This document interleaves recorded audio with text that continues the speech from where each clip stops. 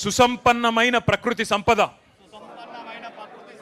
మహోజ్వల చరిత్ర కలిగిన ఈ పవిత్ర తెలంగాణ నేలపై జన్మించినందుకు నేను ఎంతో గర్విస్తున్నాను.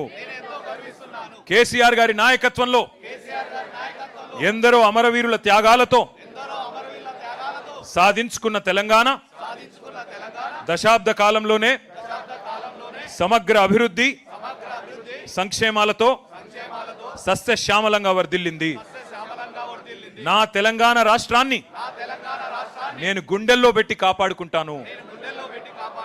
కానీ నేడు అబద్ధపు హామీలతో అధికారంలోకి వచ్చిన నయవంచక పాలనలో మన రైతాంగం, అన్ని వర్గాల ప్రజలు కష్టాల పాలైనారు.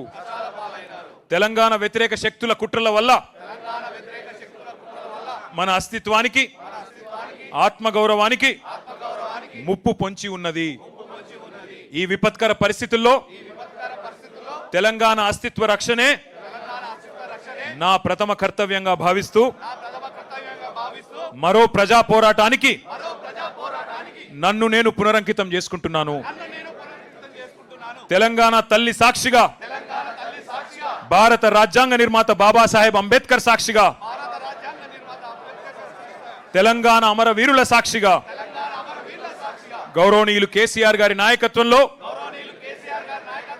తెలంగాణ వ్యతిరేకుల కుట్రలను ఛేదిద్దాం,